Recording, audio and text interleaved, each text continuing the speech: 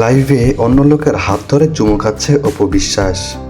রীতিমতো সোশ্যাল মিডিয়াতে এই বিষয়টি অনেক বেশি ভাইরাল হয়েছে। এই বিষয়টি নিয়ে চলছে অনেক বেশি সমালোচনা। একটি ইন্টারভিউতে অপু বিশ্বাসকে ইনভাইট করা হয়, সেখানে একটি পরিচালককেও ইনভাইট করা হয়। অপু বিশ্বাস এবং সেই পরিচালক একসাথে সেখানে উপস্থিত হয় ইন্টারভিউ দেওয়ার জন্য। অপু বিশ্বাস এবং সেই পরিচালক একসাথে হয়ে সেখানে কথা বলতে থাকে লাইভের মধ্যে। জানা গিয়েছে ওই পরিচালকটি নতুন পরিচালক, যে অপু বিশ্বাসকে নতুন করে আবারও সিনেমা তৈরি করার জন্য সাহায্য করবে। অপু বিশ্বাস নিজের বডি ফিটনেস সবকিছুই সুন্দরভাবে করে তুলেছে নতুন করে সিনেমা করার জন্য, আর সেই সিনেমার সুযোগ এই পরিচালক করে দিবে অপু বিশ্বাসকে। আর সেই জন্যই এই লাইভে দুজন একসাথে উপস্থিত হয়েছে। জানা গিয়েছে লাইভ চলাকালীন অবস্থায় তারা যখন কথা বলতে থাকে তখন নতুন পরিচালক অপু বিশ্বাসকে তার হাতে চুমু দিতে বলে। পরিচালক বলেছে তাই অপু বিশ্বাস এই বিষয়টি না করতে পারেনি। অপু বিশ্বাস ওই লোকের হাত ধরে একটি চুমু দিয়ে দিয়েছে।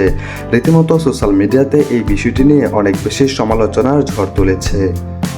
লাইভের মধ্যে ইন্টারভিউতে অপু বিশ্বাস এরকমভাবে একটি জঘন্যতম আচরণ করবে এটা কেউ আশা করতে পারেনি।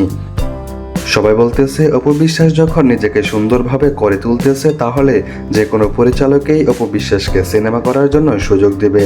তাই বলে অপু বিশ্বাস সিনেমা করার জন্য অন্য পরিচালকের হাত ধরে চুমু খাবে, এই বিষয়টি কোনোভাবে মেনে নিতে পারছি না।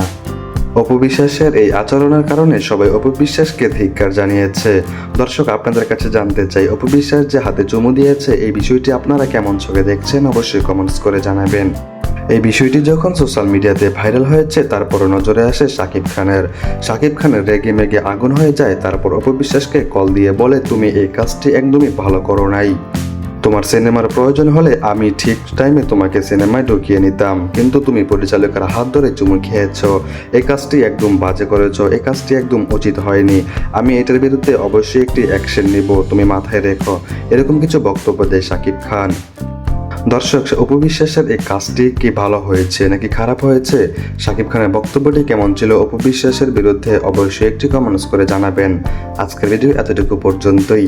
ভিডিওটি ভালো লাগলে শেয়ার করে দিবেন এবং আমার চ্যানেলটি সাবস্ক্রাইব করে দিবেন।